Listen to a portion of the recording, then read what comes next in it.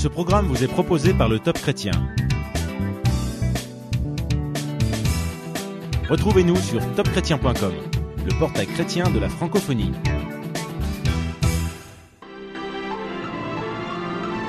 La foi contient un pouvoir redoutable.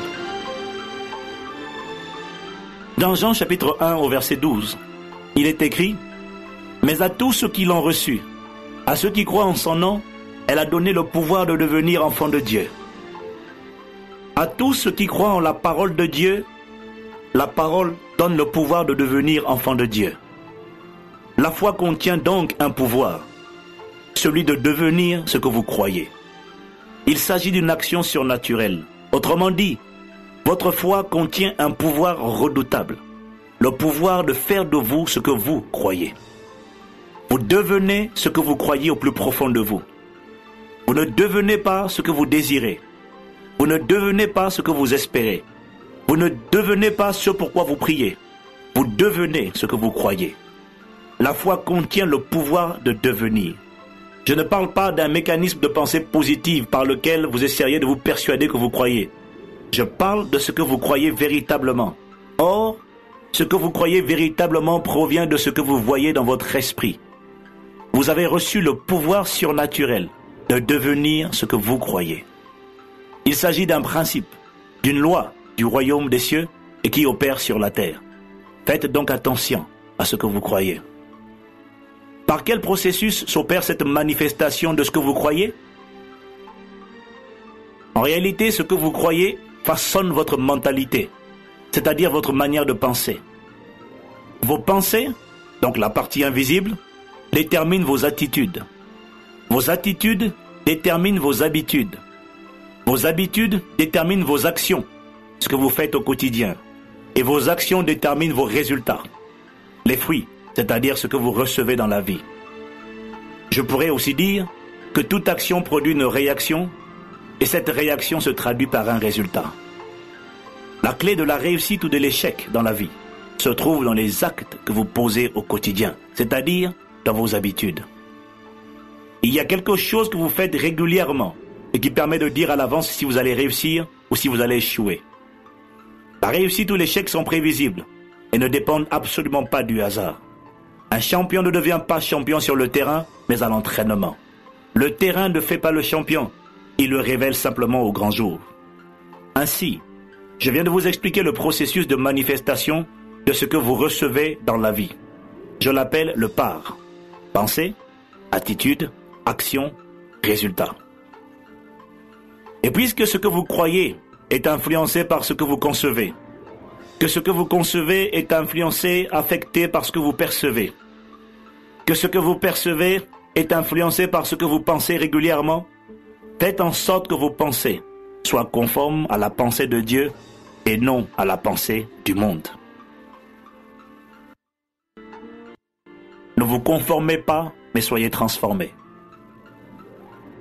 L'apôtre Paul écrit dans Romains chapitre 12 au verset 2 « Ne vous conformez pas au siècle présent, mais soyez transformés par le renouvellement de l'intelligence, afin que vous discerniez quelle est la volonté de Dieu, ce qui est bon, agréable et parfait. » La version du Semeur 2000 dit « Ne vous laissez pas modeler par le monde actuel, mais laissez-vous transformer par le renouvellement de votre pensée pour pouvoir discerner la volonté de Dieu, ce qui est bon, ce qui lui plaît, ce qui est parfait. » Deux mots importants sont mentionnés par Paul dans ce passage. Se conformer et être transformé. Le dénominateur commun à ces deux mots est le mot forme. Se conformer veut dire prendre la forme de. Le mot con provient du latin cum, qui veut dire à l'intérieur ou au-dedans. Se conformer signifie donc être à l'intérieur d'une forme donnée ou d'un modèle déterminé. Ou encore, agir et réagir en accord avec les standards, attitudes et pratiques qui existent ou qui prévalent. À l'inverse, le mot trans signifie au-delà ou à travers. Transformer, du grec métamorphéo, signifie donc aller au-delà d'une forme déterminée, d'un modèle déterminé ou établi, ou encore changer en forme, en nature, en apparence et en structure. Si vous mettez de l'eau dans un verre, cette eau prendra automatiquement la forme du verre. Si le verre est cylindré, l'eau aura une forme cylindrée. Et si le verre est carré, l'eau aura une forme carrée. Si l'eau n'accepte plus d'avoir cette forme carrée ou cylindrée, elle va devoir sortir de son récipient. Le monde, cosmos en grec, représente un système de valeurs, de pensées, de croyances et d'habitudes qui est en vigueur dans une région de la Terre. Le monde ne décrit pas une zone géographique, mais plutôt l'influence d'un système de pensées, de valeurs, de croyances et de pratiques qui opèrent dans une région déterminée. Le tiers-monde, par exemple, n'est pas une zone géographique, mais un système de pensée, une mentalité et des pratiques qui opèrent dans certaines parties du monde et auxquelles se conforment la plupart des habitants des pays pauvres. Paradoxalement, beaucoup habitent dans des pays dits riches, riches en possibilités, en opportunités, en ressources diverses, mais vivent dans un tiers-monde. Nous habitons tous sous les mêmes cieux, mais pas sous le même horizon. Ce qui fait la différence n'est pas la terre ou le pays dans lequel nous vivons, mais plutôt le monde, développé ou sous-développé, que nous avons construit ou laissé construire en nous. L'apôtre Paul nous demande de ne pas nous conformer, c'est-à-dire de ne pas prendre la forme ou le modèle de médiocrité, de convoitise, de bassesse, d'impureté, d'échec, qui provient du système de pensée, des croyances, des pratiques et des valeurs existant autour de nous. Et l'apôtre Paul nous dit d'être transformé, c'est-à-dire d'aller au-delà de ce modèle, de cette forme, de ce moule, en laissant nos pensées être renouvelées par la pensée de Christ. C'est seulement alors que nous pourrons comprendre la volonté de Dieu, c'est-à-dire les desseins, les buts, les plans de Dieu pour la terre, pour notre génération et pour nos familles. Si vous avez été classifié, limité ou étouffé par les systèmes de pensée, la mentalité, les clichés, les stéréotypes que l'on vous a inculqués depuis votre enfance, Dieu dit par la bouche de Paul, « Sortez de ce moule et revenez à mon modèle original. » C'est la raison pour laquelle Paul parle de renouvellement de vos pensées. Revenez au modèle original. Renouveau veut dire rendre neuf de nouveau. Cela veut assurément dire que ce fut le modèle initial qui était en vous à la fondation du monde, mais qui a été endommagé, corrompu par le péché. En effet, il n'y a rien de nouveau sous le soleil. Il y a juste besoin de revenir au modèle original qui est celui de Christ. Jésus-Christ est le modèle parfait de l'être humain que Dieu avait à l'esprit lorsqu'il créa l'homme à son image selon sa ressemblance. Jésus est ce que Adam n'a pas pu être. Voilà pourquoi, dans 1 Corinthiens 15, 45, il est appelé le dernier Adam. Il est le moule dans lequel nous voulons être coulés pour devenir conformes à lui. Rejeté par les hommes, il ne s'est jamais rejeté lui-même, car il savait qui il était. Il n'avait pas besoin de la validation des hommes de son époque. Il est le modèle parfait d'amour, d'intégrité, de sainteté, de pureté, d'excellence, de puissance, de force, de sagesse, d'abondance, de paix, de domination et de souveraineté. Il a manifesté la domination sur toute la création, la tempête, les esprits mauvais, la végétation, les animaux et même sur la mort, puisqu'il est ressuscité. Il n'a jamais manqué de rien. Sa mentalité, ses valeurs, ses habitudes et ses œuvres, c'est-à-dire ses actions, sont celles que chacun de nous désire imiter et pratiquer afin de vivre sur terre une vie accomplie et épanouie. Le défi est que pour devenir conforme à lui, vous devez être transformé en ramenant vos pensées à leur état d'origine, c'est-à-dire en pensant comme Dieu pense, en voyant comme Dieu voit, en vivant comme Dieu a vécu sur terre par Christ. Vous ne pouvez pas devenir la personne que vous devez être tant que vous ne serez pas libéré de tous ces traumatismes émotionnels du passé, de ces limitations et classifications plantées en vous par le monde dans lequel vous vivez. C'est-à-dire, je répète, le système constitué par la mentalité, les principes, les habitudes et les valeurs qui sont les standards dans votre zone géographique.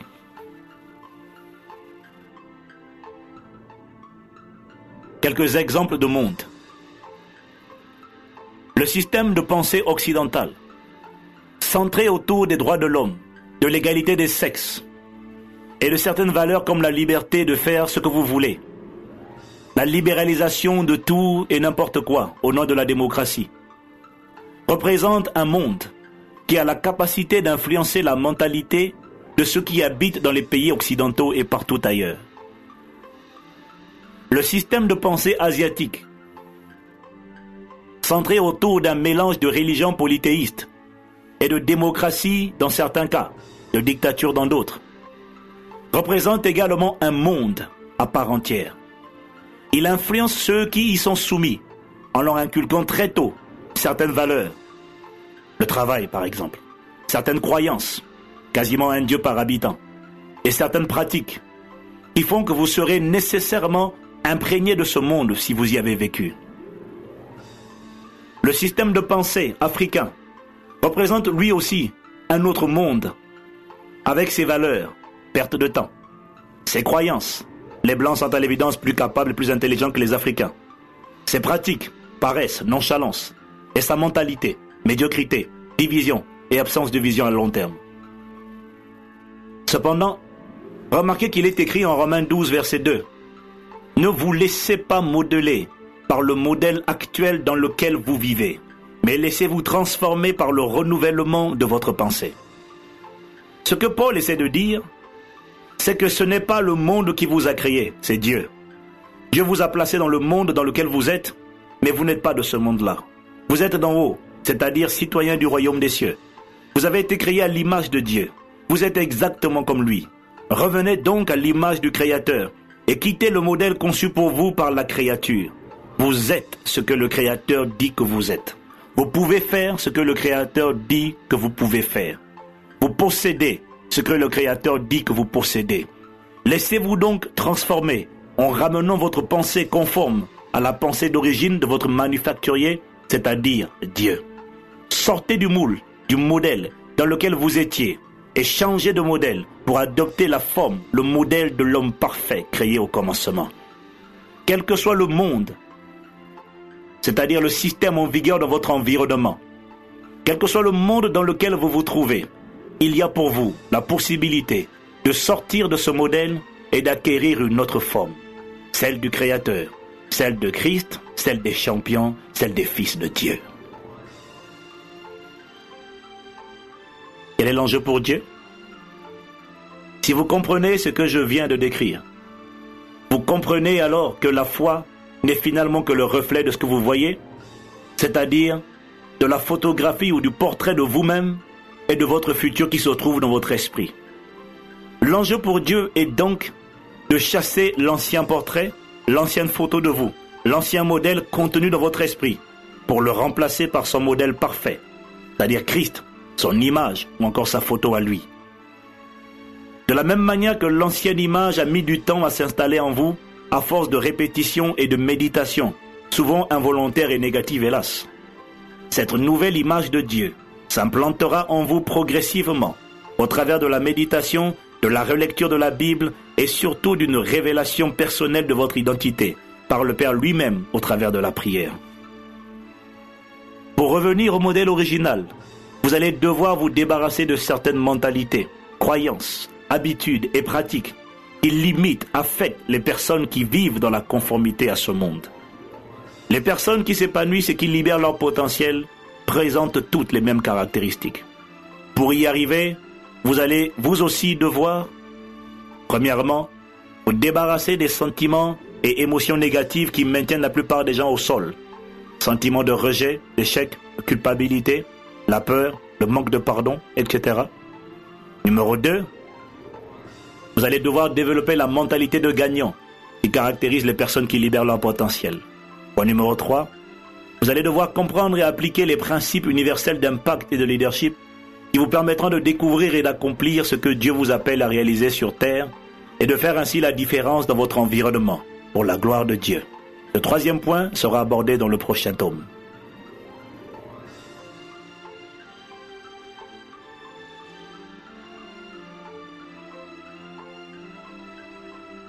Maintenant, ça suffit, il faut que ça change. Par Ivan Castano. Deuxième partie. Débarrassez-vous des émotions et des sentiments négatifs qui vous maintiennent au sol. Chapitre 4. Vaincre la peur.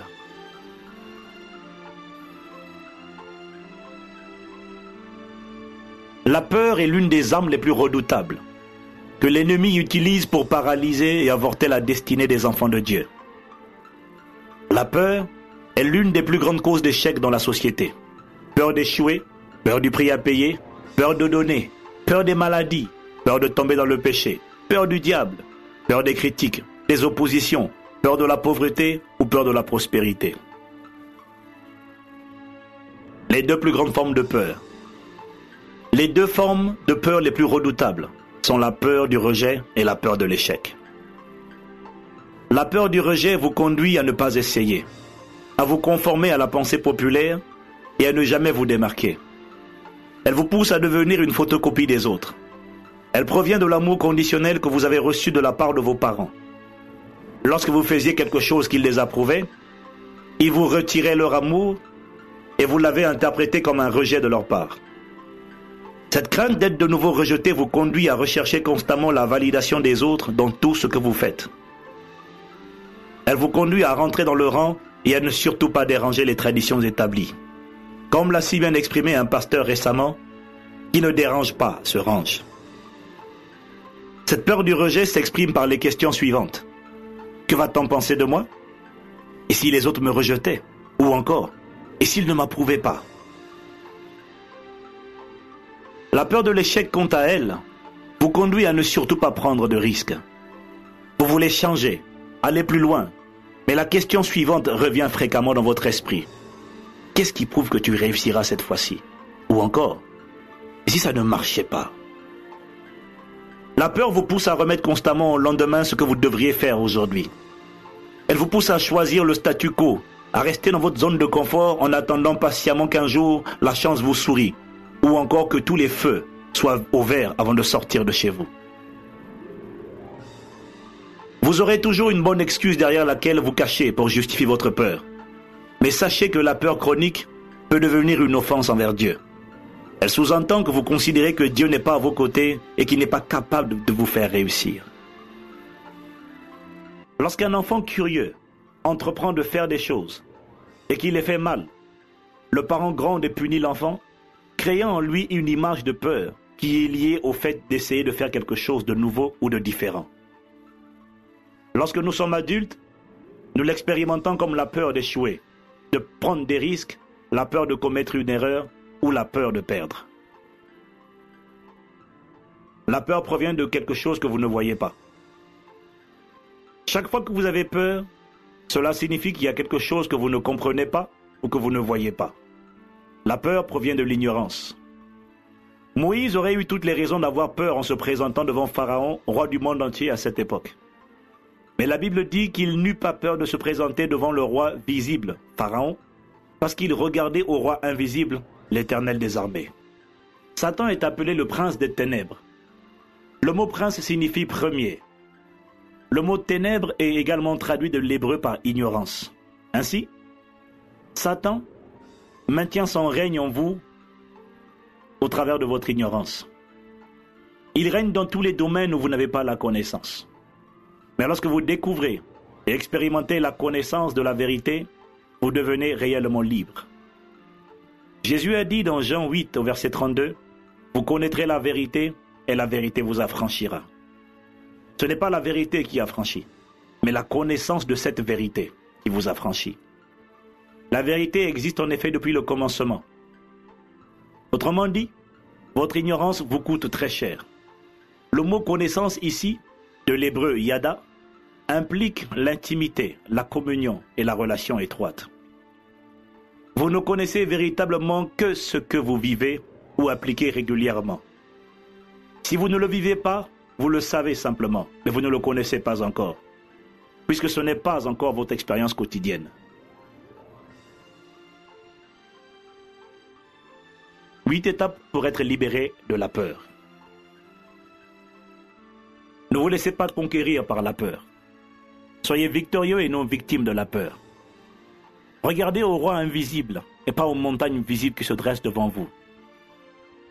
Focalisez-vous sur les promesses et non sur les problèmes, sur les opportunités et non sur les obstacles. Confessez régulièrement votre assurance dans la parole de Dieu et recevez le courage d'aller de l'avant en regardant à Christ, l'auteur de votre foi et celui qui la mène à la perfection. Je vous suggère les 8 étapes suivantes pour vous libérer de l'emprise de la peur.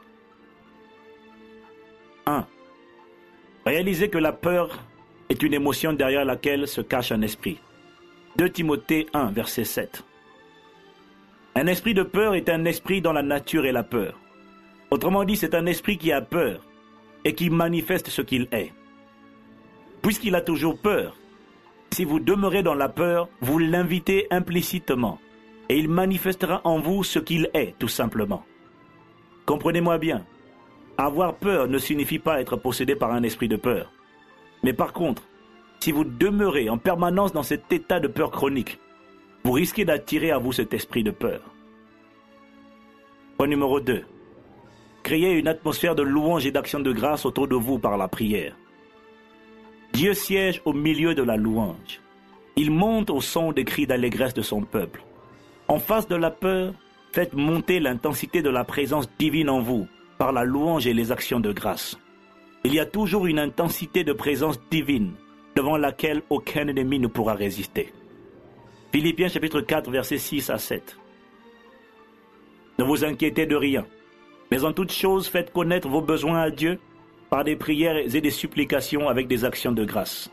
Et la paix de Dieu qui surpasse toute intelligence gardera vos cœurs et vos pensées en Jésus-Christ. Point numéro 3. Étudiez et trouvez la parole de Dieu adaptée à cette situation. Que dit la Bible? Quelles sont les promesses de Dieu adaptées à ce défi qui est devant vous? Dieu a déjà libéré toutes les provisions dont vous aurez besoin pendant votre voyage sur terre.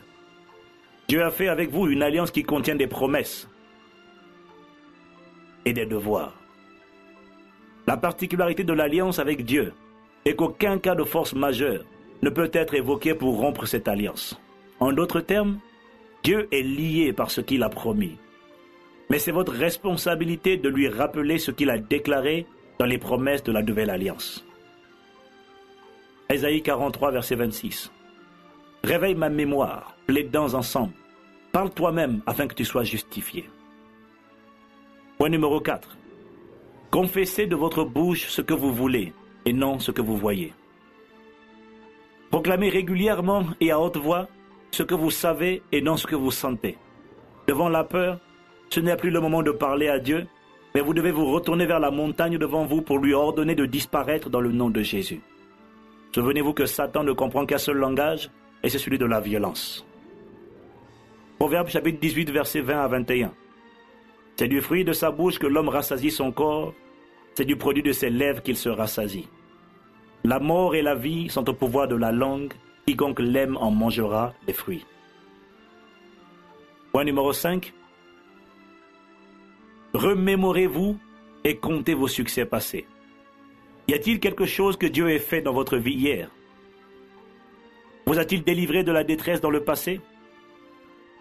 Certainement, avec un peu de recul, vous vous apercevrez que Dieu a fait de grandes choses dans votre vie et que n'eût été sa bonté, vous ne seriez pas là où vous êtes aujourd'hui.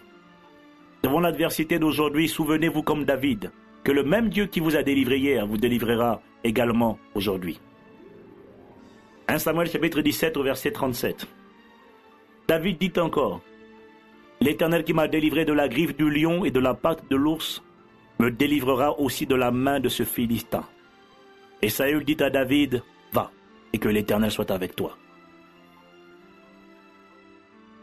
Point numéro 6.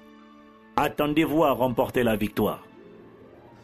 Jouer pour gagner et jouer pour ne pas perdre fait toute la différence entre un gagnant et un perdant. Lorsque vous avez prophétisé votre victoire, attendez-vous à triompher, car en Christ, vous avez déjà triomphé. Ce à quoi vous vous attendez le plus sera ce qui se matérialisera dans votre vie. Ne sous-estimez pas la puissance de l'imagination. Vous devez percevoir le succès pour le concevoir, puis croire avant de pouvoir le recevoir. Point numéro 7, agissez.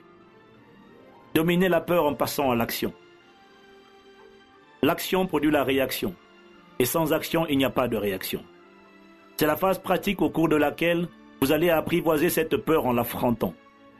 Souvenez-vous que le courage n'est pas l'absence de peur, mais simplement l'audace d'affronter ce que vous craignez. Point numéro 8. Disciplinez vos pensées. Mettez constamment autour de vous ce que vous désirez voir à l'intérieur de vous. Puisque vos pensées sont influencées par ce que vous entendez, disciplinez-vous pour n'écouter autant que possible que ce qui vous édifie. Saturez-vous de paroles positives, assertives et de paroles de foi. Lisez et écoutez des enseignements, des cassettes de proclamation positive de la parole de Dieu. Je vous recommanderai à ce sujet Prier ensemble, dont je suis également l'auteur, ou des témoignages de personnes qui ont réussi à vaincre la peur, la procrastination et l'échec. En résumé, nourrissez régulièrement votre esprit de tout ce qui est positif et agréable à Dieu. Philippiens 4, verset 8. Au reste, frères, que tout ce qui est vrai, tout ce qui est honorable, tout ce qui est juste, tout ce qui est pur, tout ce qui est aimable, tout ce qui mérite l'approbation, ce qui est vertueux et digne de louange, soit l'objet de vos pensées.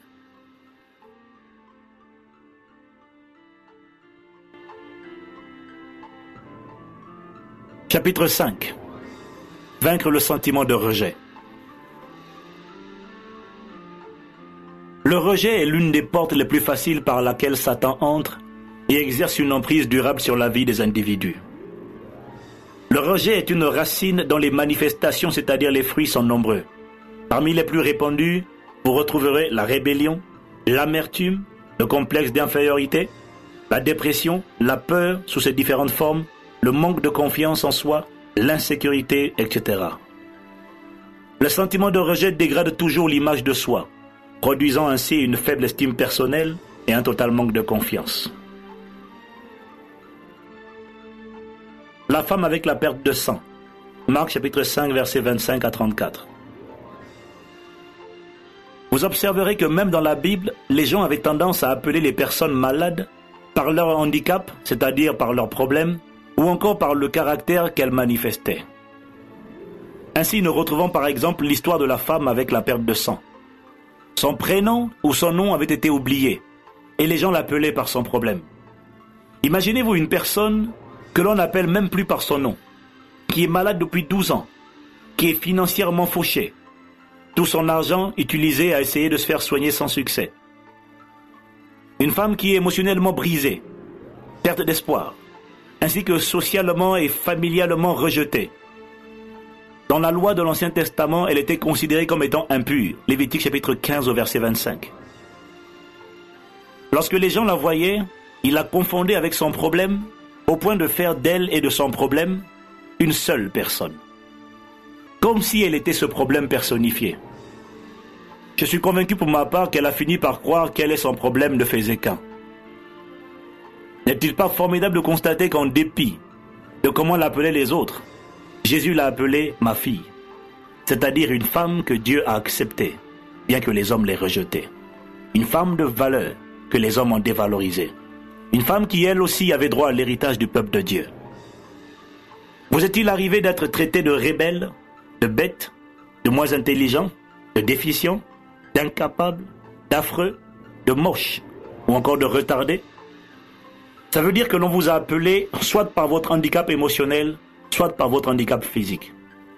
Ce qu'ils ont oublié de vous dire, c'est que vous n'êtes pas ce que vous faites, que vous pouvez commettre une erreur, mais cela ne fait pas de vous une erreur. Vous êtes ce que le manufacturier, Dieu, dit que vous êtes. Vous vous êtes comporté comme rebelle ou autre, parce que c'était votre manière d'exprimer une blessure, une frustration qui se trouve à l'intérieur de vous. Comme nous l'avons vu dans la première partie, votre perception a déterminé votre réception au travers de ce que nous avons appelé le processus de manifestation, le PAR. Vos pensées dominantes ont influencé votre attitude. Votre attitude, c'est-à-dire sentiments et émotions, a influencé vos actions. Et vos actions ont abouti à des résultats. Vos résultats sont les fruits, la partie visible. Et vos pensées sont la racine, la partie invisible. Le fait de se sentir moins intelligent, incapable, déficient ou affreux n'est qu'un résultat, c'est-à-dire un fruit. Changez la racine, ce qui entre dans l'esprit, et vous verrez comment la performance changera de manière inévitable. Voilà une histoire excellente. J'ai lu une fois l'histoire suivante. Un conférencier commence son séminaire en tenant bien haut un billet de 500 €. Il demande aux gens qui aimerait avoir ce billet. Les mains commencent à se lever. Alors il dit, je vais donner ce billet de 500 € à l'un d'entre vous, mais avant cela, laissez-moi d'abord faire quelque chose avec. Il chiffonne alors le billet avec force et il demande, est-ce que vous voulez toujours ce billet de 500 €? Les mains continuent de se lever. Bon, d'accord.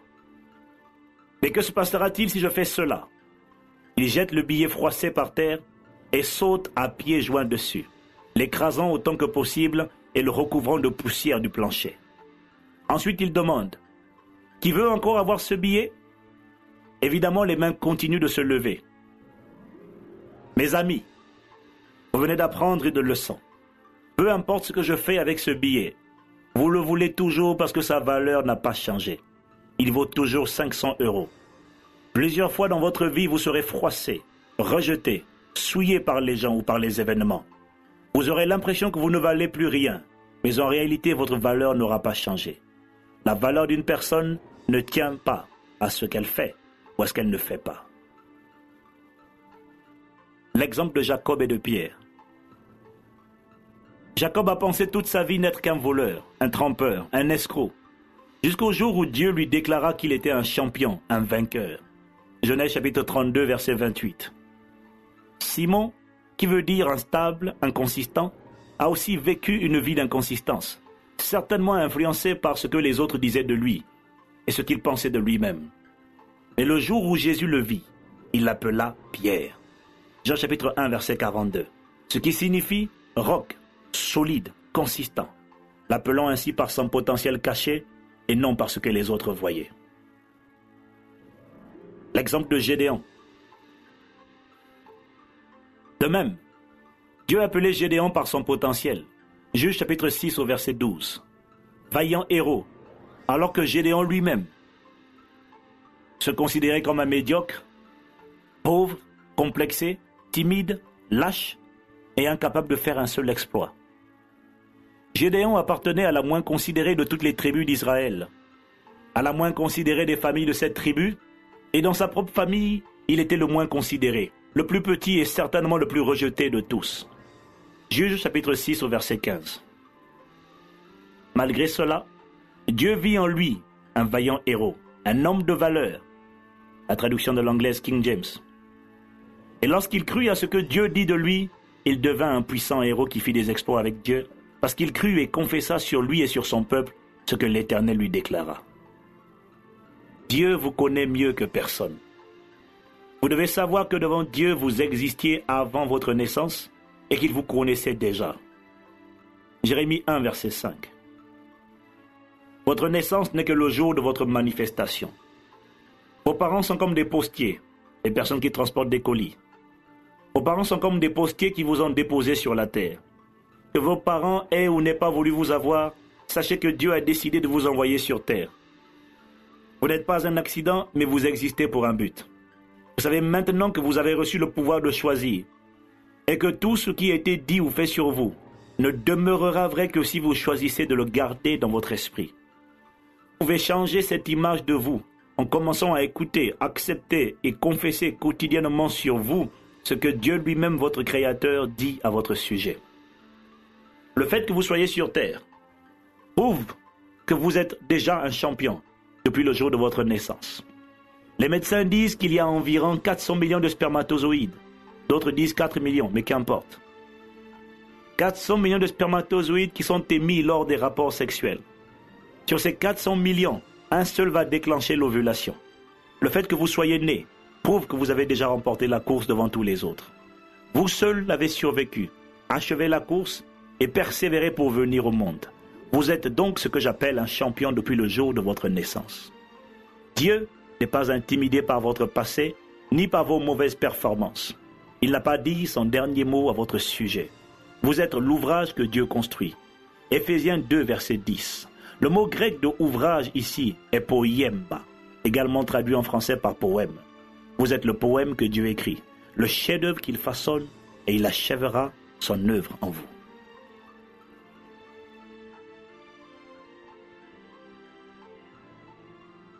Mais à la parole de l'Éternel, ils se sont levés, ont accepté d'avoir d'eux-mêmes l'image que Dieu avait d'eux, et ils ont accompli des exploits en laissant leur nom dans l'histoire.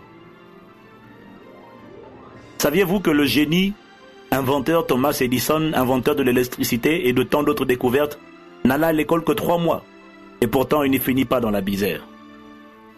Saviez-vous qu'en France, en 2001, selon l'APCE, l'Agence pour la création d'entreprises, 40% des chefs d'entreprise ne possédaient pas le baccalauréat? Ce qui signifie que plusieurs personnes diplômées d'école ou d'université travaillent pour d'autres qui n'ont pas le baccalauréat. Cependant, bien que n'ayant pas de diplôme, toutes celles qui réussissent ont en commun les caractéristiques suivantes. Elles possèdent une vision claire de leur futur. Elles établissent des objectifs. Elles ont une bonne image d'elles-mêmes. Elles ont appris à développer une attitude positive. Elles savent communiquer efficacement avec les autres. Elles sont remplies de confiance, sont disciplinées, diligentes et enfin, elles recherchent toujours le moyen de faire mieux ce qu'elles font bien. Autrement dit, elles se distinguent des autres non par un QI, un quotient intellectuel supérieur à la moyenne, mais par un quotient émotionnel, un QE, supérieur à la moyenne. Quels que soient vos échecs passés, je pourrais vous fournir la liste de plusieurs personnes qui ont connu la même situation que vous, mais qui ne se sont pas laissées intimider. Ainsi, cessez de vous apitoyer sur vous-même et décidez de changer votre perception de vous-même. Faites plutôt de vos échecs passés un tremplin vers votre succès. Cessez de blâmer le monde entier et libérez ces personnes que vous retenez dans votre cœur. Retenez bien ceci, personne à l'exception de vous-même ne peut vous empêcher de devenir la personne que vous devriez être.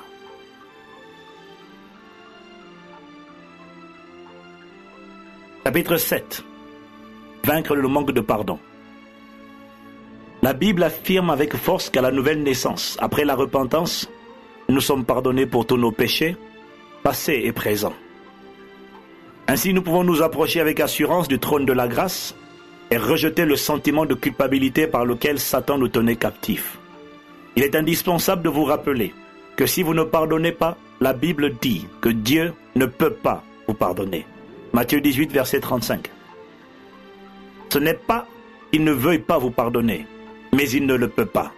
Il est obligé, à cause de son intégrité, de respecter les lois ou les principes qu'il a lui-même établis. 5 choses à savoir sur le pardon. Numéro 1. Pardonner, ce n'est pas oublier. C'est simplement libérer votre mémoire, afin que celle-ci puisse se remplir de pensées et de sentiments positifs qui vont construire votre destinée. Un proverbe dit « Qui veut aller loin ménage sa monture ».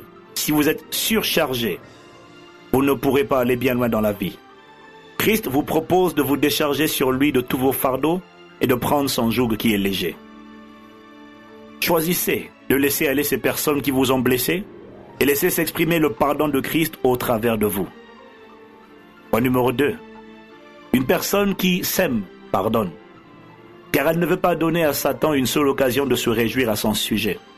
Elle pardonne car elle a en elle la nature de Dieu. Point numéro 3. Ne pas pardonner équivaut à se dénaturer. Souvenez-vous que vous avez été créé avec la nature de Dieu. C'est votre première nature. Le manque de pardon est donc une seconde nature. Revenez à votre première nature, celle que vous aviez avant la fondation du monde lorsque vous étiez en Christ. La vraie vous pardonne naturellement. Laissez-la simplement se manifester.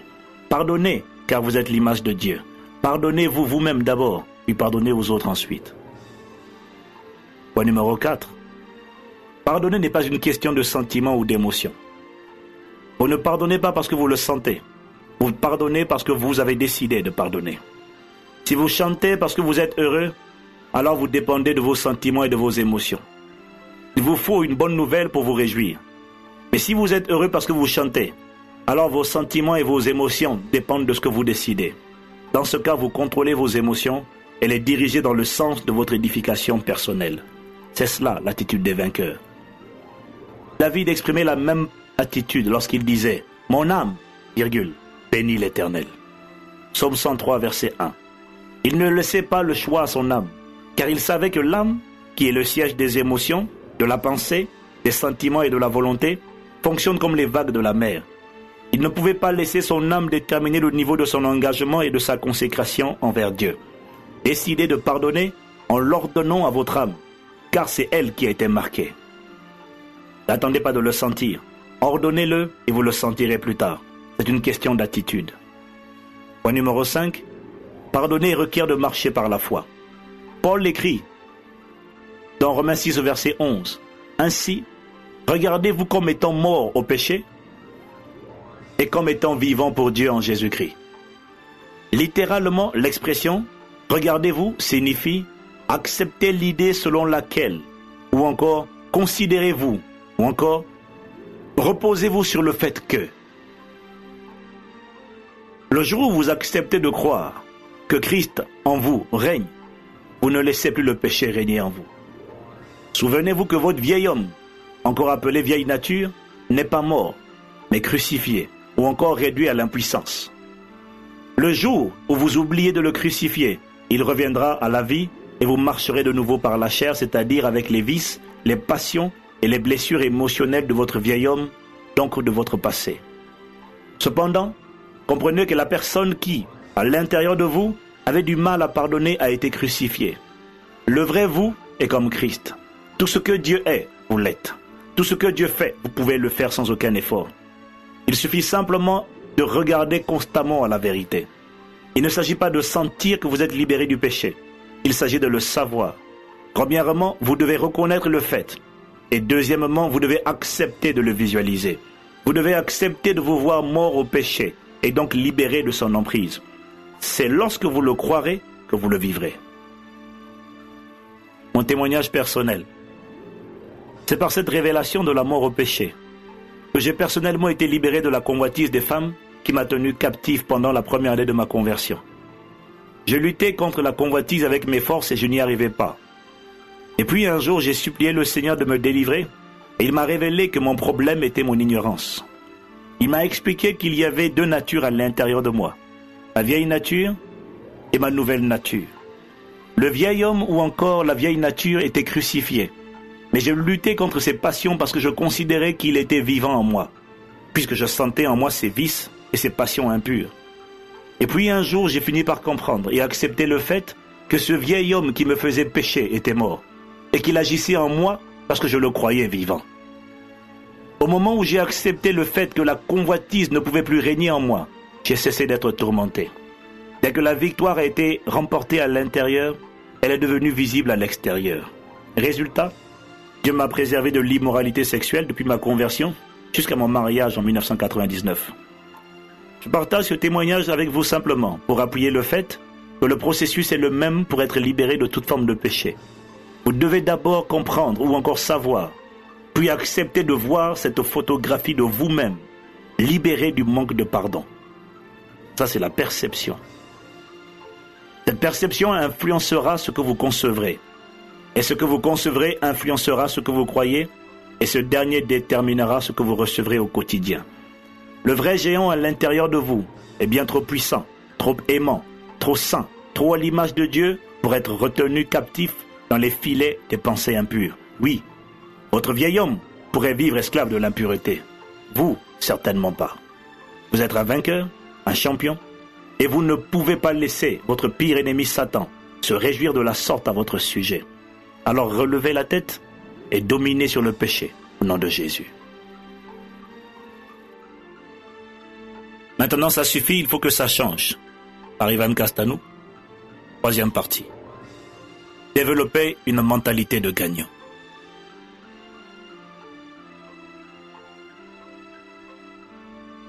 Chapitre 8. Développer le sens de la responsabilité.